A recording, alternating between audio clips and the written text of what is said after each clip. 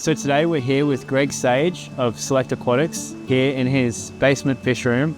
And Greg's been kind enough to allow us into the room today to do a full tour. There's some really cool species. You're an expert on livebearers, and you also got a few really interesting projects like Odessa barbs, green dragon plecos, like there's a whole bunch of things. So we're gonna be doing a full tour today. You're gonna be taking us around and showing us some of the behind the scenes of how you breed the fish and all of that.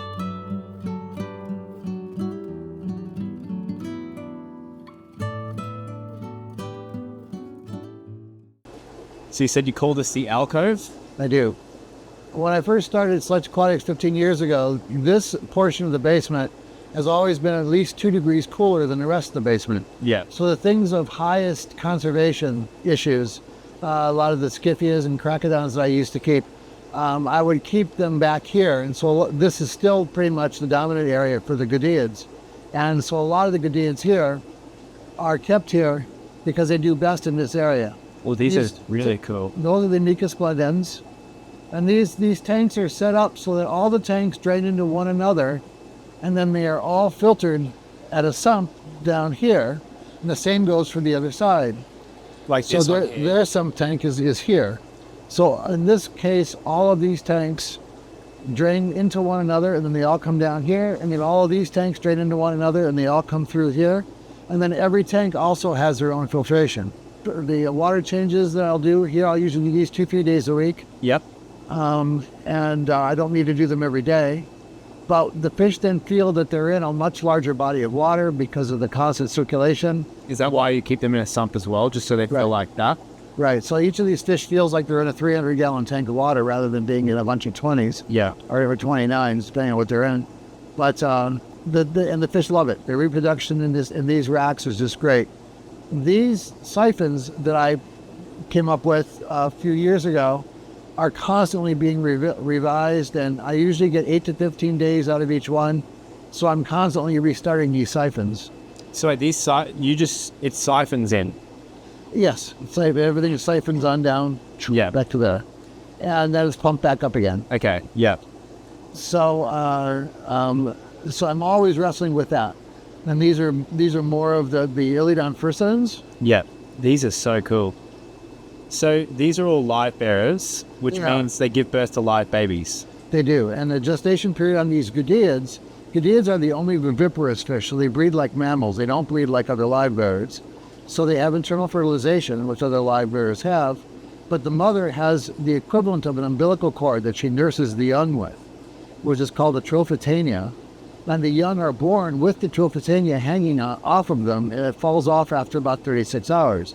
The young are really large because they're raised in utero. There's a brand new young right there. How old would this one be? He's probably about 2 days old. Wow. It looks like a little mini version of the adults. To some extent, yeah. Like he's still got the spots and the same sort of similar body shape. And so you can see how nice these males are, how spotted they are. Yeah, they're stunning. And so I'm trying to get that look produced in much larger numbers. So I'll be working on that over this next year. And you were saying, what are these species called? Iliodon furcidans. Iliodon furcidans. Mm-hmm. Then the females, normally in their wild coloration, don't normally have any color. But here, there's one heading to the back. Yep. There's one here. Yep. They have a black stripe in the anal fin and in the dorsal fin, and they'll have some coloring in the tail, and they'll develop some horizontal coloring on their body that you don't see in the wild population. So the females are like more drab colored? Yes. And then these males have all the spotting, and you'll sometimes see a blue shade on them, which is I'm really trying to focus on and try to encourage. So you're trying to line breed them in a way? Yes. These are all the best fish that I have going, set up in these breeder groups. And there's about 6 of these breeder groups here. This is another breeder group. These guys are slightly older. Yep. And you can see the females here much more distinctly as how they differ from the males. There's a big male. And then there's a nice male. There's a couple of nice males in here, but there's more females than males in this tank. I was going to say, the one thing I've noticed, they don't have gonopodiums, the males. They don't. The goodeids have what's called an andropodium. And the andropodium is a notch in the anal fin, which is about the third fin ray back in the anal fin, and it's just notched. And so the females don't have it. And how often do these breed? They have a gestation period of 60 days, and I'll probably get 2 or 3 spawns a year. But the thing with all the fish here, because of why one wall that's on windows, is that they generally breed seasonally here. This past winter has been really warm, so normally where these guys would be kicking in around December and just going to town through February, March, April, they're getting big, and having fingers are crossed, but I don't have a lot of fry to show at the moment. Okay. But I'm expecting that soon. Then these guys are even nicer looking. So they're the same thing? They're the same thing. Yeah. So your goal now with the room is to just, like when I saw you, I originally saw you on the co-op channel. Like that? You had like so many projects going on. It was insane. Right. But you've toned it back now. Well, only because I spent most of my time, though I had 30 species here, and I would try to keep 14 of them at the website at a time. They would breed. I would have a good number of them. I'd put them up for sale. Then they would sell out. And then I'd spend the rest of the year telling people I didn't have fish, didn't have any on hand. And so I felt like more than half of my emails were negative. And that was driving me crazy. And so I thought, well, if I could focus on 5 or 6 of the species that are in greatest demand, particularly those that are being selectively bred here, where I'm trying to increase their quality with each generation, I could accomplish a lot more if I narrowed this whole facility, down to 8 or 10 species rather than 30. So right now there are 8 species here, and I'm putting a lot of effort into the furcidans, the zoogoneticus tequilas, the splendens, and a lot of the other fish that you'll see here, the xenosocododroi, as we go through the video.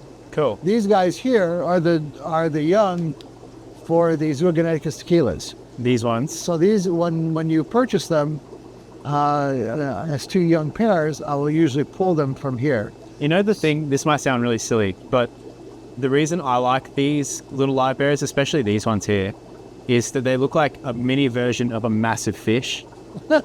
Like, this looks like it should be like 5 feet long, but, it's a couple of inches. Yeah, they kind of have the blunt nose, cupfish kind of.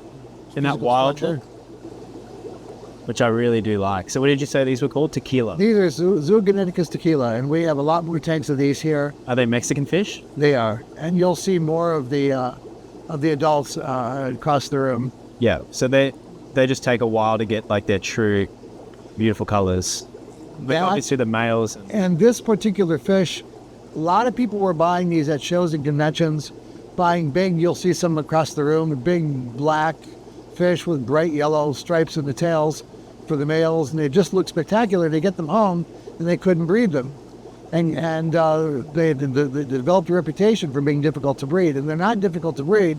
It's just that you have to breed them within the first about 12 months of when they sexually mature out. So do they not breed after that? They don't, and they'll live to be over 4 years old. So generally after about 2 years, 2 years and a quarter, they'll stop breeding. What's the best way to breed them? Get them young like this, and then like they'll start. Size? Right, and then they'll start breeding when they hit sexual maturity. These guys will be breeding within probably about 3 months, 3-4 months. Yeah. And then they'll breed for you for a good year. But I don't, of course, ship them as young pairs until they've fully sexed out. Okay. A lot of these have not yet fully sexed out. Yeah. You don't see the yellow stripe in the tail for the males yet. If someone gets some of these from you, they should be sexual breeding size. Yes. And then you just chuck them in a tank and let them throw out the babies, or is there anything more to that? They do eat their fry. They're not enthusiastic fry eaters, but the zoogoneticus tequilas will eat their fry. So what I do, if you'd like, I can show you exactly how we breed them here. Yeah, sure. Yeah, please. So the way that I successfully breed them here is I'll take a gravid female, I'll put her into a tank like this. Just one gravid female? One gravid female. Let her drop her fry. They usually drop their fry between sunup and noon. Pull the female out, put her back with the adults. Then let the fry grow up for about a week. But you said they take 90 days, the gestation? 60 days. 60 days? Right. So you just wait till she's massive and fat? Over here, there's other tanks in the alcove I've used before, but right now this is the tank where I go to grab pregnant females. So you get a female that's gravid, like this one here. Yep. And so I'll pull her And you can tell that just because she's so massive. just because her girth is real big. They're not real big on the gravid spot. You don't see a black gravid spot on these guys like, Not like a lot of guppies. others, like guppies or swordtails. But you'll see them get really large in the abdomen. Yeah. So I'll go through this tank. These are all the adults, the males. Yep. They are stunning. The black with the yellow fins is so cool. Isn't that cool? Yeah, I love that. So this is like your breeding tank, Coda. Yeah, kind of, yeah. It's pretty much the community tank, and it's my show tank at the moment. And so you'll take one of these big females. Right, and then I'll move her back here. So she'll go over here. And she'll just drop the babies. I'll let her drop her babies, pull her out, let them grow up for about a week. Then I can add other females to that tank with those swimming around in there to act as ditherfish. I have that happening right now with these guys. So you'll see I have some babies up here that are about a week or two old. Yep. These are Alpha-Cultratus.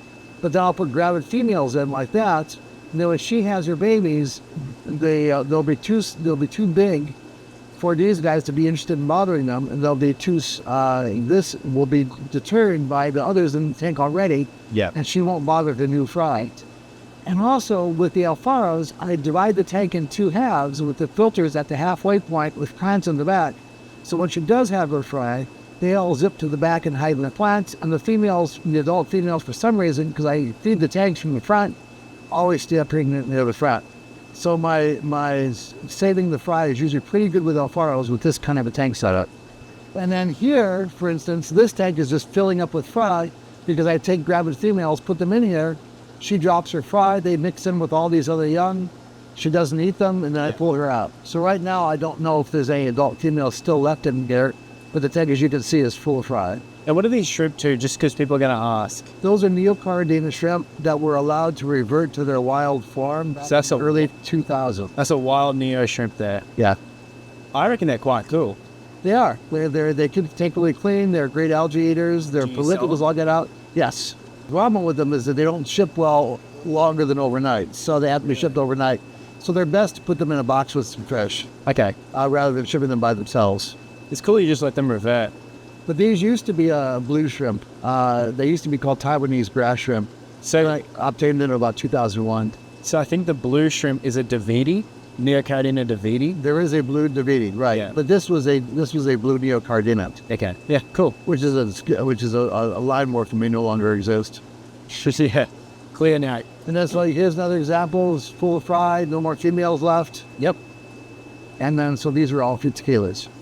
Just so people can see too just how massive they are. So this is a female you put in there to drop. Yes. And she's a big girl. They can sex out really early. This one's here is only about a month and a half, 2 months old. Yeah. And you can see the orange stripe in the tail already. And what do you feed all these fish? All the fish here get a basic 50-50 mix, which is a high-quality carnivorous flake mixed with a high-quality vegetable flake. Yeah. And so you end up with a mix that looks like this. So it's, as you can see, it's half green flake, half brown flake. Yeah. The flakes I use are the natural seafood flake as a carnivorous flake, and the Graze, Graze, premium vegetable flake. And I get them both from Gemco. Then I have brine shrimp always going. Oh, you hatch brine shrimp? I do. Good.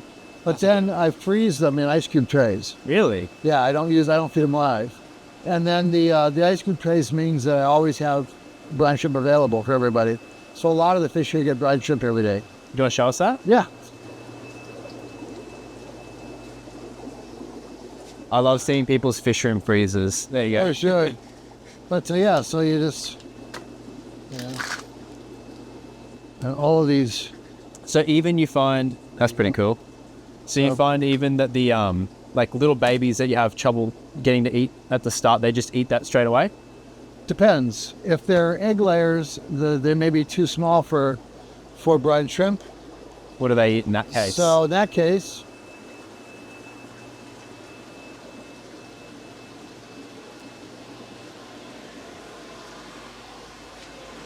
they get vinegar eels. Ooh. So I raise vinegar eels here for my Odessa barbs, and I've tried every other kind of microfood. I had paramecium here for many years. I've tried microworms, but the vinegar eels work best. So you just make a ton of different cultures. They last about 5 months. Yeah. So each one's dated. Yeah. And then I just make sure I keep live cultures. I'm hatching Odessas right now. So you can see, like in that back, that third little back, you can see the vinegar eels that come up at the water line. Yeah. That tell you that those are ready to be harvested from. And you kind of go by date, I guess, too. And they'll refill about every other day. Now, I did send you some of my bug buffet. Yes. Have you tried any of that out yet? Yes. And I've been using it primarily with those Fursidans that you saw. Yeah. And then also these guys. And they took to it straight away? They did. They liked the bug buffet a lot. So what I was doing was running it through a strainer to strain off any powder that would come from it, and I would feed the powder to young fry, and I'd feed the adults the pellets. So you found the powder was good for the babies too? I did. Yeah. Can we actually feed some of these? Sure. Some of the bug buffet? That'd be cool. There you go. So where you want to see the greatest effect with this? Yeah. Those guys are carnivorous, but these guys are carnivorous. So these are the first items again. Yeah.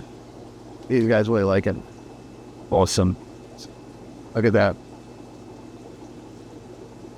Yeah, I guess like in a tank, like where you got babies, the cloudiness is quite useful because the babies can actually get a bite. But then when you got really big fish, I guess it does become a little bit annoying unless you got shrimp or something to clean it up. But yeah, they do attack it. I've been experimenting with it with the splendens because they're generally not very carnivorous, but they like it. They like it as well. We didn't talk much about these either. So, well, these are probably the best known goodeids in the hobby. Really? They've been around, since the early 80s, I believe. They used to be sold at pet stores. where do you find them in the wild? They're from the Rio Tujalan River, which is the same river that the Tequilas are from. Yeah. And they're also considered near extinct in the wild. But they have been so well established in the hobby for so long that they're generally considered to be in good shape as far as the hobby goes. They have a really cool pattern to them. Well, and the males will get this shininess, the glittery blue to them. So that's a male, like... The males have the yellow stripe in the tail. The females don't. Yeah. And the females have that great spotted crafty pattern, which is kind of cool. They look like a North American wild trout. Yeah. In a way. They're quite nice. And they breed the same as the other fish that we were just talking about? They do. Yeah. They do. They're a lot more prolific. They are the one goodeids that doesn't touch their fry. They just don't touch it. They don't bother their fry at all. So they're fabulous fish for building up your numbers and reproducing easily, and the young grow up quickly and all of that. So, what else have we got going on? You're massive into the barbs, the Odessa barbs. Yes, well, we can get to those here in a moment. These are a group of young Odessa barbs. And the thing about quality Odessa barbs that I try to breed for is to get orange in their anal fins. Okay. When you get good orange in the anal fins of the females, that's going to lead you to good color males. So we'll go through here and raise these up, sex them out. They usually come out about 50-50. There's a couple of tequilas mixed in here. Yeah. But I was pleased to see how much red there is in this last batch of the Odessas, and I imagine they're going to produce some really nice females. You'll see my breeders now are looking really nice. Yeah, they looked insane. We'll get to those later. These are the tiger limias, Limia islii. So Limia. These are Limia, yes. Limia? Limia. Okay. Tiger Limia. Tiger Limia. And so right now my numbers of these are low. I'm building them back up. Yep. They were named after Dominic Isla, who was a friend of mine. They're doing fairly well in the hobby. Just a Livebearer again. They are alive. They do have gonopodiums, I noticed. They do. So they're more similar to like a platy, kind of? They breed more like the platies and swordtails, yes. Okay. And where are they from? Oh, they're also from Mexico. Well, actually, they're not. These guys are from the Dominican Republic. If you weren't breeding these, Greg, like if you were just keeping them for like a planted tank, is that how you would keep a lot of these Livebearers? Just like a nice dense planted tank? Sure, they get along really well with most fish. I don't like fish they're aggressive, and so most of the fish here are well behaved and they get along well with one another. Yeah. Even my Odessas have a reputation for being fin nippy. These barbs are pretty mellow. I love them. But these guys can get a lot of yellow on their bellies and be real nice as well. So you'll be working on these a lot in the future then? I am. Yeah, I'm going to start building these guys out again. And I'm actually setting up new tanks for them to set them up in another part of the room. Cool. Then these guys down here are tequilas. These are older tequilas and some young ones. But this gives you an idea how big they'll get. They do get like, here's my hand for like comparison to someone. But when you go to a show and you buy males that look like that, yeah, you made they look so cool. They're very cool, but they're not going to breed for you. I hope someone in Australia has these because I wouldn't mind giving them a crack. They're quite nice. How long does it take again for like a male to start looking like that? Oh, within a year. They look like Northrop branches killifish in a way. They do. Except they breed themselves a little bit better. And then I'm always trying to breed fish in different ways. The tequilas did well in this big 40, so I left them in there to let them populate out. And then I have the doodoi over here. This is what we saw a moment ago. I think these are the ones you see a lot in Australia. Okay. Where do you get these in the wild? Mexico? These are Mexico, right. Yeah. These are San Marcos, the San Marcos River. Yeah. Pretty cool. And then these guys are this leftover from my last batch for anybody who wants pairs. So you sell Odessas in pairs? I do, if you want them, but it's better to get a good group of 6 or 7. They'll usually breed 50-50. That color's just starting to come out. Right, their color's just coming in. They're not fully grown yet, but they've sexed out enough that you can tell who's going to be a female and who's going to be a male. When did you decide that Odessa barbs are going to be a thing? When I had I picked up some from a convention from somebody who had bought them at a local pet store. I went to the local pet store about 2 years later to buy some more stock to cross with the ones I had. And the manager of the store pulled me aside. We had a long talk, and they had been taken out of the hobby. And because none of the females were being sold because they had no color, and the males were being sold, but the wholesalers want to pay too little for them, and the breeders wouldn't agree to sell them for the price the wholesalers wanted. So they got rid of all of them. Because you raise them up, it takes them 8 months, because you can see here they're not fully colored yet. Yeah. So they wouldn't show up in the stores even at this point. So you have to raise them up for 8 months, and then you have to throw away 50% of them. So the wholesaler said, they weren't going to pay more than, I think it was like 20 cents or 25 cents a piece at the time. And so they just disappeared from the hobby.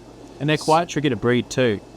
They're quite tricky to breed too. You can breed them at home, but yeah, they are. They breed them in Florida in fish in ponds, large ponds. Yeah. But maintaining the quality on them is hard. Yes. So then what they did was they let the line, let the males wash out over time, and so that you end up they started returning to stores where the males weren't as brightly colored, and the females had a little bit of color, and they could sell both of them.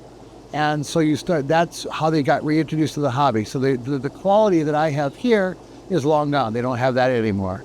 But you can get them, and they look, actually the best ones you get in the stores look like these. Yeah. And these guys are just beginning to color up. And we'll see some of the fully colored adults here in a moment.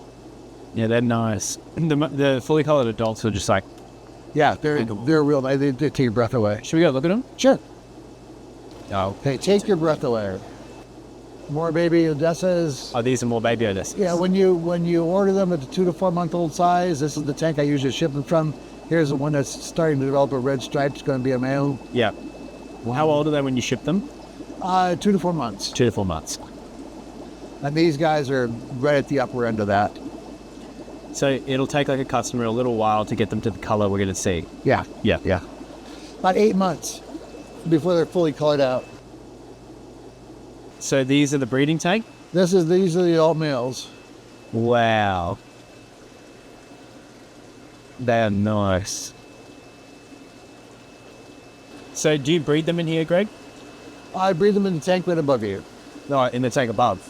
Yeah. So this is the breeding tank. Right. So right now it's empty at the moment, but Yeah. let's start a new batch. And then these are the females. Oh, so you keep all the males and females separate? Absolutely. Yeah.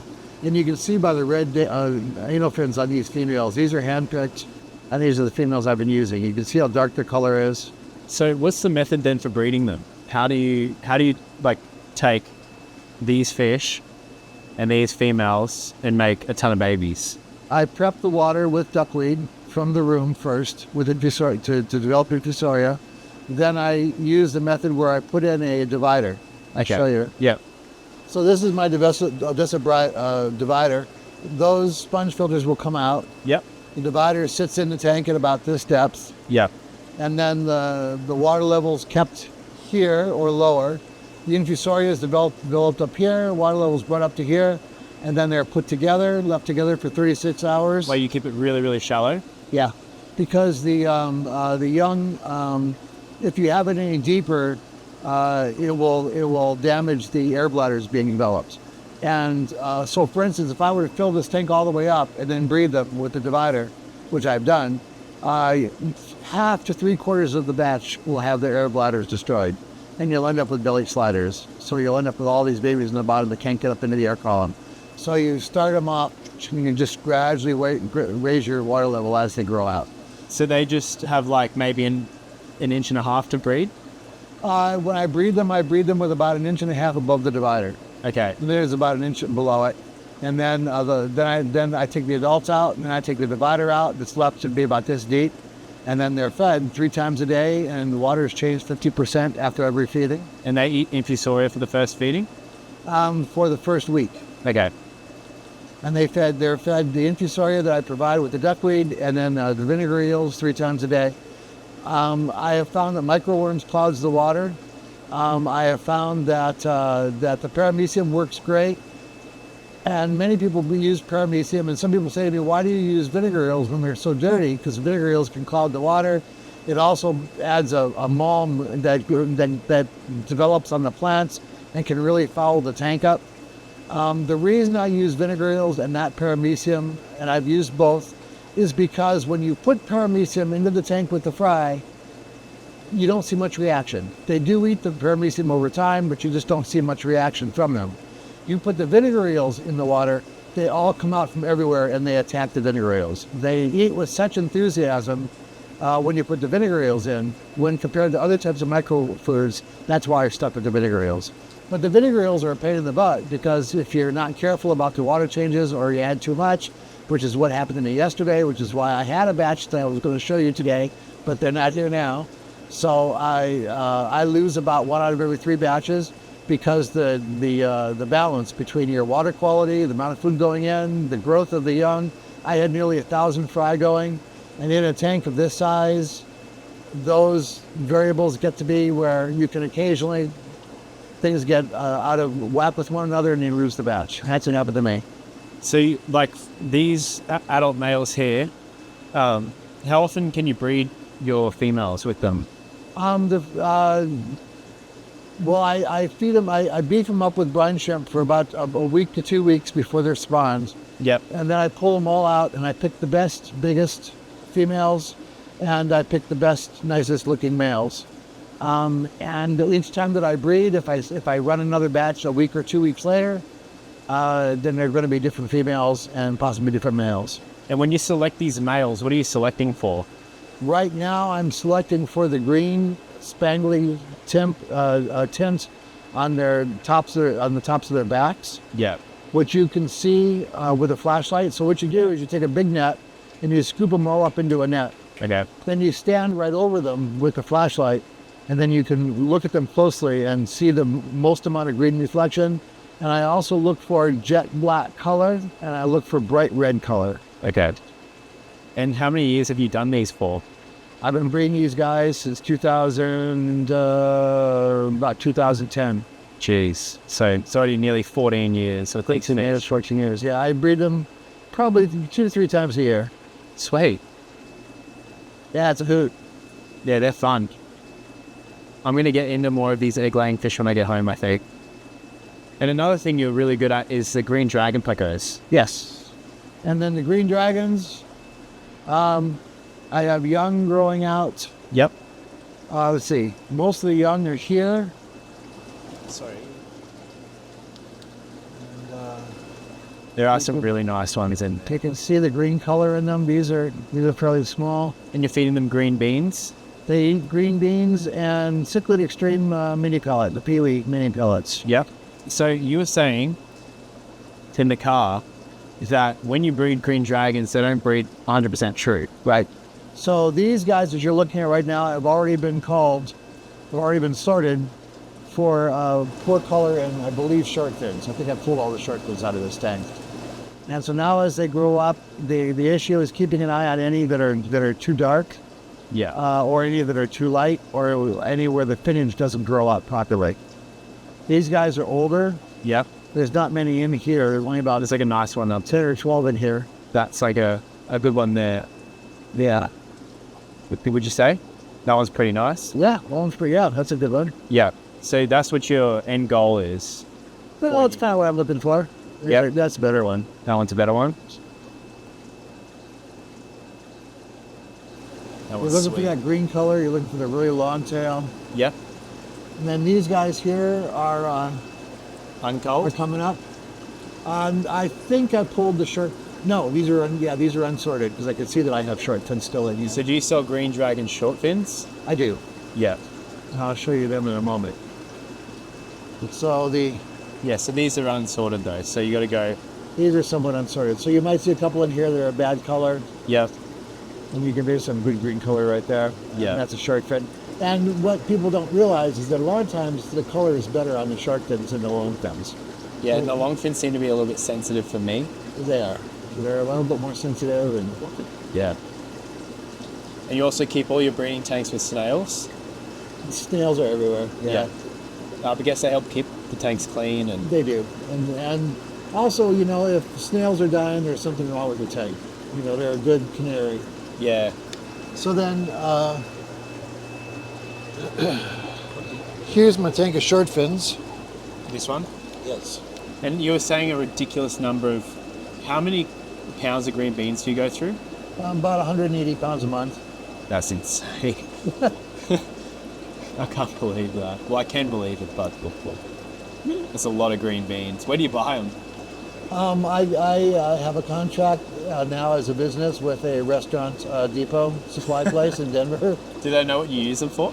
Well, they wonder why I go through and I buy a pallet. A pallet is 6 cases, and each case has 6 cans in it.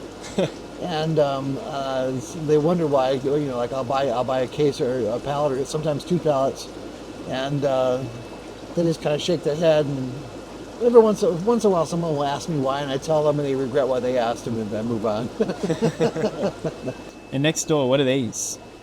These are my albinos that I grow out, hoping for ones that are particularly white to patch sexual maturity. Yeah. Or a couple of regular colored green dragons that I thought I wanted to keep an eye on. They had characteristics I thought would be interesting to the future. So you, here at Select Aquatics, you focus on trying to select breed stuff at the same time? Always, yeah. Yeah. Well, And- with the fish that are selectively bred. And if people are interested in buying any of these fish, they go on your website? Yes. Yeah, everything's kept up to date on the homepage of the website. Yep. And then here is about another good, maybe 125 of them. These guys are growing up. They're so nice. I love the black eye against the green. Quite spectacular. How long have you been breeding fish for? I had about 10 tanks in my bedroom breeding guppies and selling them in pet stores when I was in 7th grade. Wow. But I've been breeding fish since. So it's been like a lifelong passion. These guys I started breeding around 2010, around the same time I started with the Odessa barbs. When did you start Select Aquatics? 2009 is when my business license started. The website was up in 2008. Yeah. Yeah. Sweet. What else Yeah. have we got? Do we have some more stuff over the other side? We do. I don't know if you want to look at the Alfaros, but we haven't been to the Synodontis yet, so. Oh, yeah? By the way, this tank has about 50 Synodontis in it. So you used to do a heap of these from what I remember. I did, yeah. I bred a few thousand of these. And right now, this is just a grow-out tank for young fish. Yeah. And also, you'll get odd fish that come out and you don't want to kill them because these guys to me are pretty cool. I love these guys, and so I hate to call them. So there's a couple in here that are like all brown or like don't have any spots, that kind of things. So yeah, I think up here this is full of cynodonts. So I'm basically trying to breed them out, raise them up to become breeders. yeah. And how long did that take from little to breeding? About 14 to 16 months. Okay. And in the wild, or not in the wild, but in the commercial trade, they're bred with hormones, which is what makes these guys special. These guys have never been exposed to hormones, and they're wild fish that were caught and bred at a local university since the early 90s, Yeah. and so they've never really been bred with using hormones. So how would you breed them? Now, how I breed them is over here. Yeah. I was really ashamed they were all out and bopping around. There's actually about 10 adults in this tank. They're very elusive. Yeah, there's 2 big males and about 8 big females. And I saw one stick its head out. so they breed in these pots. That's the full moon schedule. They breed 4 days before the full moon and up to 2 days after the full moon. So you create, what are these cups that they're on? They're in these pots. Right, they're over these cereal bowls that are filled with marbles. Yep. And then those pots have a grating over the bottom of them. And then they lay eggs in the pots, and the eggs fall through the grating and into the cereal bowls. And then when it's the breeding season, during those 4 days before the full moon and shortly after, then I go ahead and I take the eggs out. And then normally they'd be bred in here, and these are more green dragons. Yeah. So this is the tank I would use for the Cynodontis grow out. So they spawn with the moon. They do. So and there's no like Java moss or anything in there? Nope. It's just that grate? Just empty, yeah. And each one is owned by a male. Do you need to have a grate? Yes, because there's a grate over the bottom of the pot. The fish can't go down to where the marbles are to eat the eggs. Okay. So the eggs don't fall all the way through the marbles. They fall through the grate, then they fall into the marbles. And then when it's time to harvest the eggs from the marbles, I simply lift off the pot, then I take the breakfast bowl out, put my hand over the end of it, pour it into another container, and all the eggs drain out. Okay. Are they big eggs? What's that? Are they big eggs? No, they're very small eggs, and they'll lay 200 to 300 at a time. And Each female? Yeah, So you can get like 1,200. I could. Yeah. Wow. And then they get hatched in a container that I float in here, a flow-through box. I put a plastic flow-through box. It's had the sides cut out and grating put over the sides. And then I have water going into the box. The eggs are in there, they hatch in there, and I raise them up for their first month in that box. And when they're big enough then to fend for themselves, I let them out of the box, and then I grow them up in this tank. And then as they grow out, they get moved into this tank in this tank. And the thing I was going to ask is, so you're saying hormone treated. If they've been bred with hormones, is there any way you can breed them without it?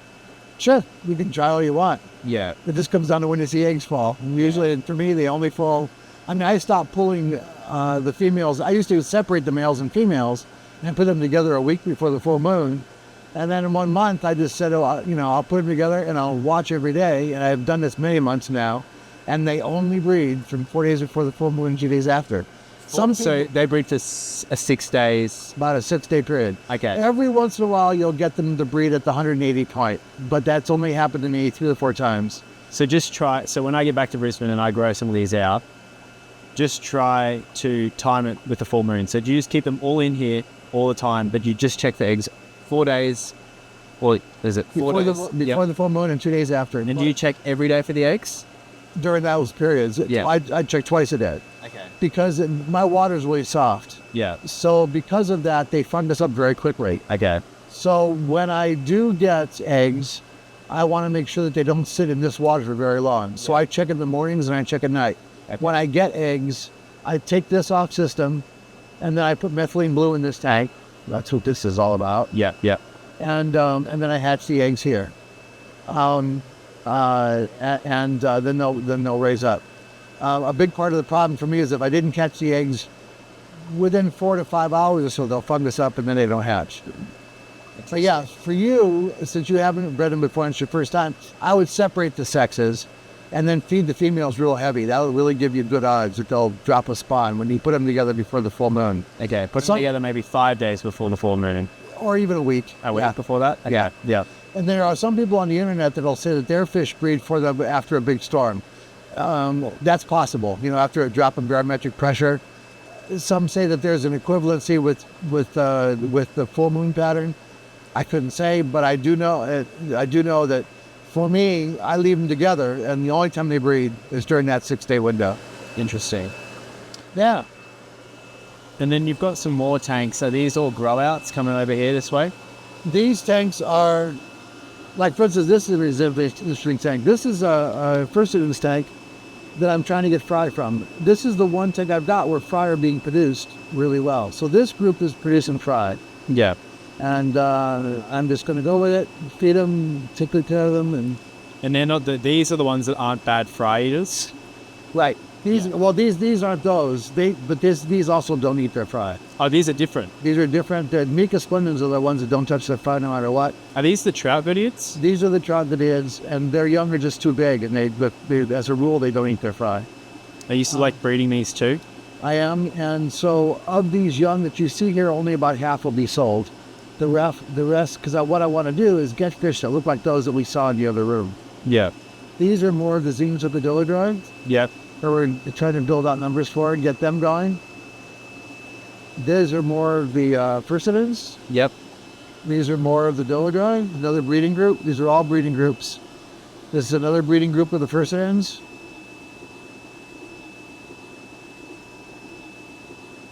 And they're producing some fry, which is good. And this is another group of the furcidans. This is one of my nicest groups, but they haven't produced squat. So these guys have not done any. Isn't it funny? I know. You get like 2 different tanks, completely same. Yeah, same food. Yeah, And nothing happens. nothing happens. And then these are Odessa fry that's still to be sold. This tank's almost empty from being sold. And Yeah. more Odessa fry coming up there. I'm going to be putting them up for sale in the next week or two. And then these are green dragon breeding groups. I was going to ask you how you spawn these. Right. I've had as many as 16 breeding groups here. Now I have about 12. There are 6 right here, breeding groups of these guys. So when you say a group, how many are in a group? Male and 1 to 3 females. Did you make this tube? Did I make this what? The breeding cave?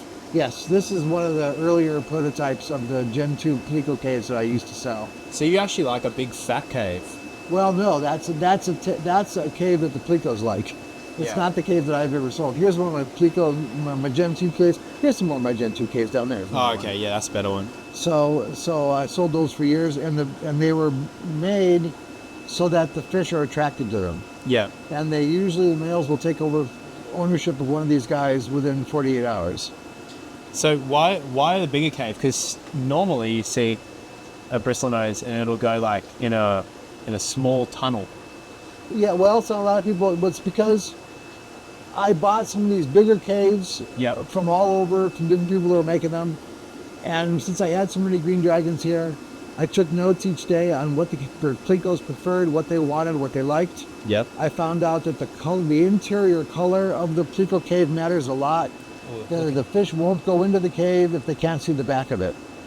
So and then also the outside of the cave is striated because the females like to hang out where they can eat algae off the cave. So we made the backs of them striated. Like this, yeah. Yeah. And then that little hole on the left is so you can reach in with a coat hanger and lift the cave out to remove the eggs. Huh. And that's just the right color that we mixed up that the plecos like. And so the breeding production on these caves has been really good.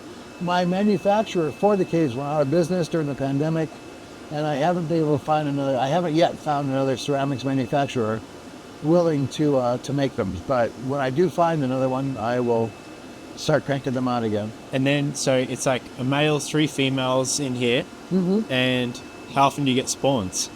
They only breed from November to January. Yep. And my record number of spawns when I was running full bore was 13 rafts during that 3-month period. Usually I'll get 5 or 6. Why? This last winter, I didn't get any. I haven't had a single spawn yet this breeding season. That's frustrating. So that's what I'm wondering what's going on because of the weather. So, do they like that cold drop overnight? I don't know. I'm expecting I'm going to start seeing spawns in the next month as the weather warms. Yeah, and just lots and lots of green beans? Yes, lots of green beans and pellets. Interesting. And I'm about to redo my pears too. I want to replace all of these with fresh pears. Yeah. That might be it too. Like it might have some old These are all getting into 4 or 5 years old. So I was going to ask before the video gets to the end. Sure. For a bit of a run through of how kind of like what's with all the PVC, because I know people are going to ask about it. There's a lot of PVC. How does it all work? Like what's happening? Okay, the best place to start would be back here. Yep.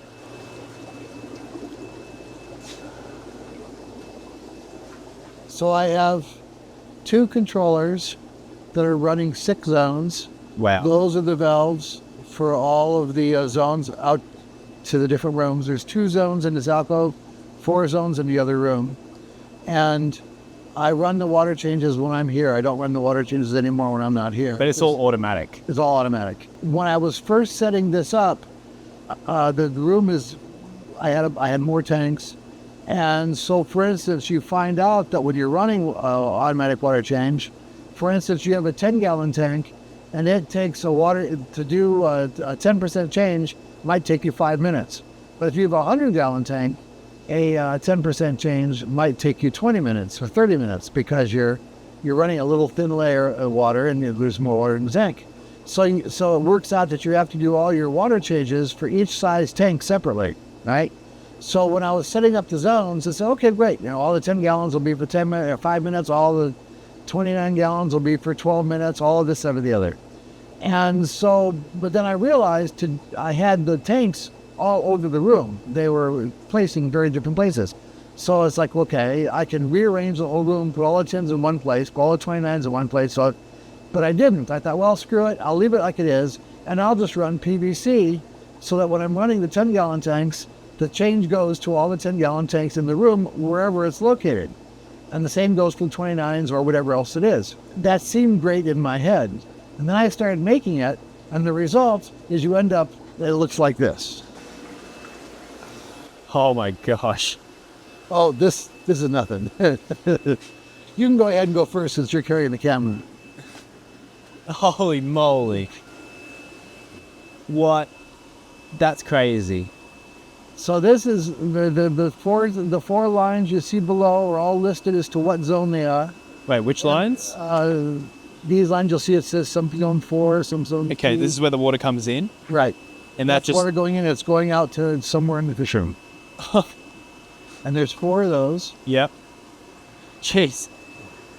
And then drain lines are taking the water back this way, across the wall to the basement, back to the sink where we were. Okay. I think I'll have a hard time wrapping my head around it, but I think you've got an idea of how this all works. Well, if you go over here. Yep.